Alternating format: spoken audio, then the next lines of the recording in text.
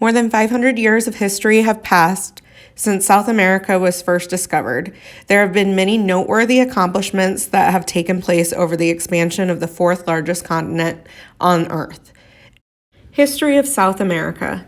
South America was founded in the 1400s by explorers from Spain and Portugal. After years of exploring and fighting about what land belonged to whom, representatives met with the Pope in 1494 to award Africa and Asia to Portugal and all of the New World to Spain. Geographically, South America extends from the Gulf of Darien in the northwest to the archipelago of Tierra del Fuego in the south. It is typically divided into three physical regions, including mountains and highlands, river basins, and coastal plains. Mountains and coastal plains generally run in a north-south direction, while highlands and river basins generally run in an east-west direction. The geography ranges from the Andes Mountains to the tropical rainforest of the Amazon to the vast grasslands. The Andes is the world's longest mountain chain, covering more than 5,500 miles. It includes hundreds of peaks over 15,000 feet tall and that are commonly volcanic. Agriculture. South America extends from the north with a broad equatorial zone to the south where it boasts a subarctic zone. It can be divided into four climatic regions, including tropical, temperate, arid, and cold. This extremely different climate allows for different types of agriculture to thrive. For example, in the tropical climates, cashews and Brazil nuts are commonplace, in addition to fruits like guava, papaya, pineapple, and avocado. Yes, what you're looking at right now is a cashew tree. The two most important cash crops to the South American economy are coffee and cacao.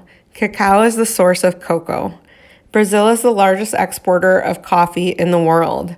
South America used to be the biggest supporter of cacao as well until a fungus spread in 2000 that wreaked havoc on their production. Countries like Brazil and Ecuador are still major producers of cacao, but have been passed by North African countries due to the fungus spread. South America has 12 countries, and Spanish is the primary language of every country except for Brazil, where they speak predominantly Portuguese. In addition, all countries in South America have laws that guarantee the freedom of religion and have a clear separation from church and state. The Roman Catholic Church is the most popular denomination in South America, and Christianity is the most prevalent religion. Family. Family life is very important to the culture in South America, with the majority of the practices patterned after Spanish and Italian traditions. For instance, it is common in Argentina for children to stay home until marriage and for grandparents to have a significant say in family decisions. In Brazil, extended family members tend to live in close proximity and stop by to visit on a nearly daily basis. Interestingly, in Chile, while the father is the head of the household, the mother makes all of the decisions for the family. While in Colombia, the father makes all of the decisions for the family. I thought it would be neat to share with you some personal pictures. I was adopted from Chile, which is why I chose to learn more about South America. The pictures that you are seeing across your screen right now are of me and my foster family, along with my adoptive parents, whom I call Mom and Dad today. I wanted to show you how close families really are. My foster family was all family: grandma, mom, children, grandchildren, and more that lived together. It just goes to show you how families really are so close and important in their culture. Food. South America is well known for its eclectic variety of food due to the many different regions of the continent and availability of different meats and vegetables. Some of the primary foods include corn, potatoes, yuca, peppers, and queso fresca. Corn has been cultivated in South America for more than 5,000 years. It serves as a key ingredient in many of their staple dishes. Potatoes. With hundreds of varieties of potatoes grown in the Andes, the supply of potatoes is seemingly endless. They are oftentimes fried, freeze-dried, mashed, baked, or combined into sauces or into other dishes.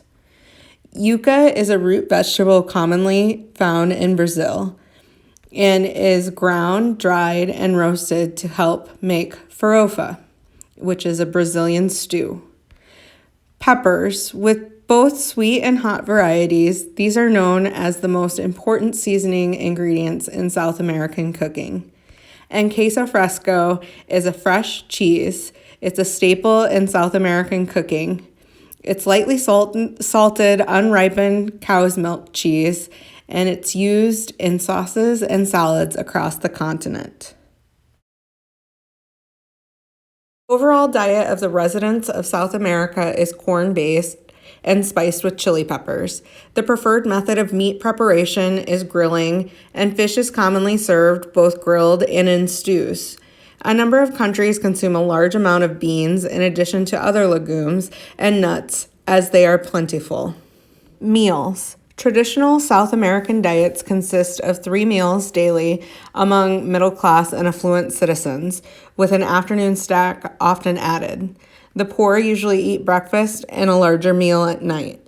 Breakfast is traditionally light, followed by a larger lunch with an appetizer and main dish, and a dinner around 9 o'clock at night that is traditionally lighter than lunch. In South American etiquette, women traditionally prepare the meals and then serve them to men.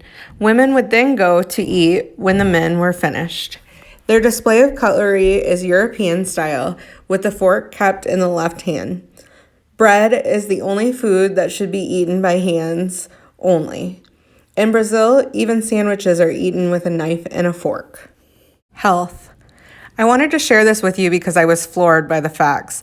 In Chile, the local government has been waging war against unhealthy foods with a flood of advertising restrictions. Mandatory packaging, redesigns, and labeling rules designed to transform the eating habits of 18 million people. Since new food laws were enacted in 2016, Kellogg's and other multinational giants have removed iconic characters from sugary cereal boxes.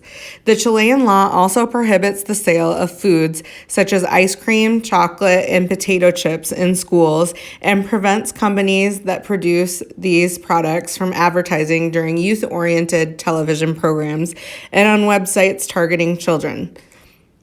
In Chile, sugary drinks carry an 18% tax, one of the largest in the world. The first recipe that I made was El Completos, and this is a Chilean-style hot dog.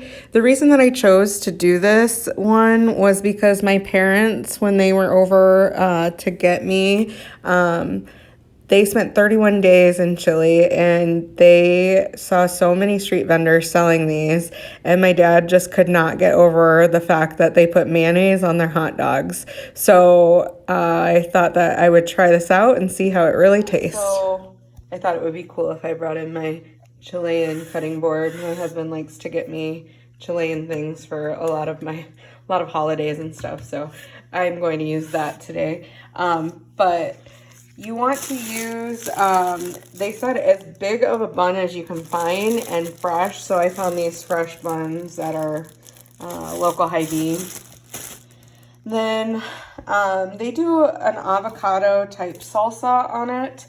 So I have some avocados. I'm going to do a little bit of jalapeno in the avocado and some shallot and just mix that up with salt and pepper, and use that for topping. They also use tomatoes instead of ketchup typically, or mustard.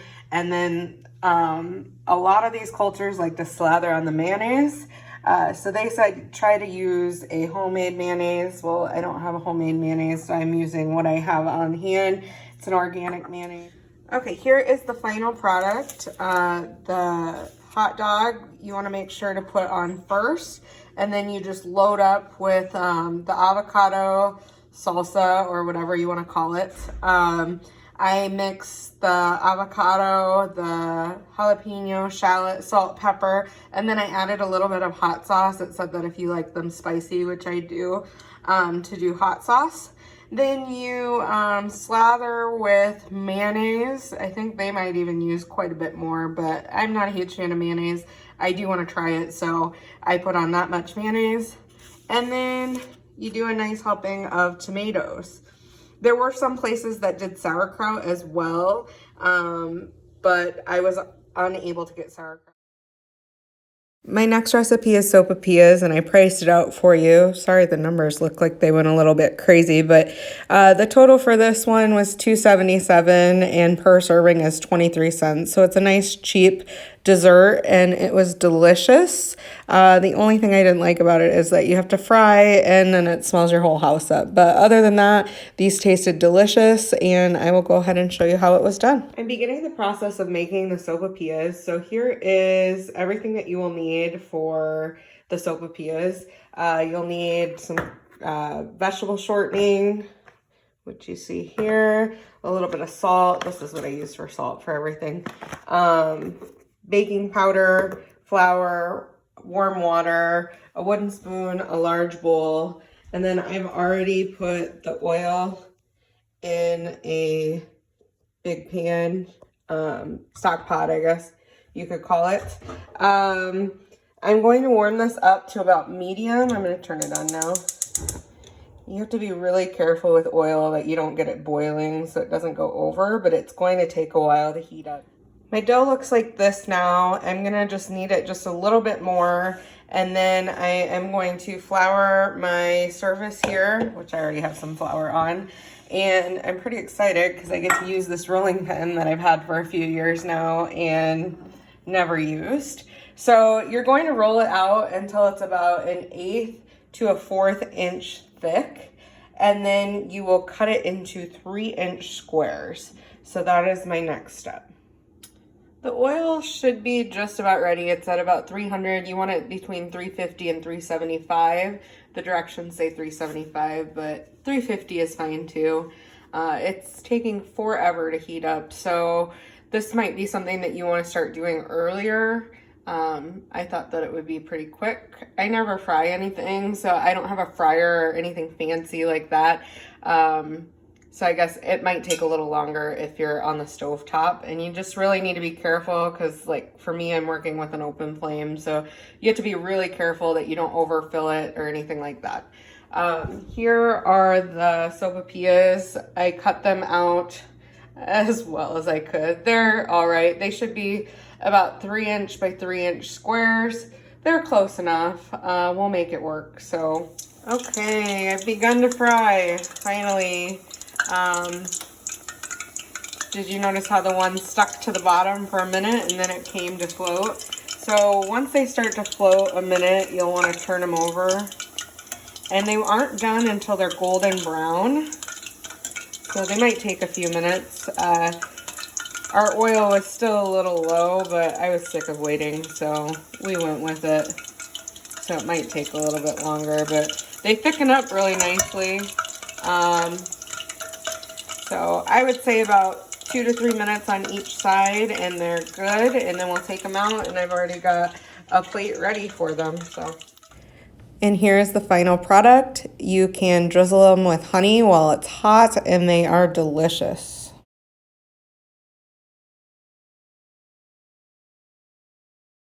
My final recipe was dulce de leche, and it is candy of the milk. And this recipe was so easy. I have never made it before, and I will definitely be making again because I love caramel, and this is exactly what it tastes like. The ingredients were super simple. All you needed was sweetened condensed milk. I read a bunch of tips and tricks, and the one trick said to lay them on their sides because otherwise they get really annoying when they are submerged in boiling water. So I'm going to start adding the water, and I had to reread. I thought it said submerge up to 2 inches of water, but you want it to be almost 2 inches above the can so that the can doesn't explode. Also, having them on their sides helps because then if it does explode, it's gonna explode out the side. So we'll add a little more water so it covers it completely. And I might do just a little bit more. And then what we're going to do is turn the stovetop on, bring it to a boil. As soon as it comes to a boil, we'll cover it and then put it on simmer for 3 to 3.5 hours. These have been cooking for 3 hours now, so I'm going to go ahead and take them out. You're supposed to just pull them out with tongs and set them on a cooling rack, which I don't have, so I'm improvising. Oh geez. It kind of looks like it's gonna explode, so let's hope that doesn't happen. We'll take out the other one and do the same thing. Make sure you use tongs and don't drop it. Okay, so these now need to cool until they are room temperature, and then you can use them. You can reheat them or whatever, but you cannot open them when they're this hot or they will explode everywhere, which we're hoping that doesn't happen. So we're going to let these sit, and I will open them probably tomorrow and show you how it works. So this has been sitting overnight. It is cool now, so I'm gonna go ahead and open it. It's the moment of truth. Wow.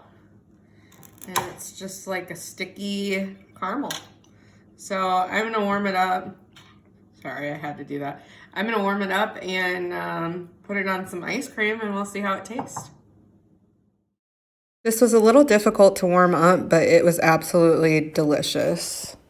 In closing, there were so many great options when choosing recipes to cook. Another one that I thought about cooking was choriana fries. These are fried potatoes topped with marinated steak, onions, and eggs. They looked absolutely delicious. The other one that I looked at making was yapingachos, which are Ecuadorian potato pancakes, and these looked fairly easy to make and delicious as well. South America is a beautiful place full of a myriad of culinary and sightseeing options, and after watching this presentation, I hope that I have inspired you to consider visiting.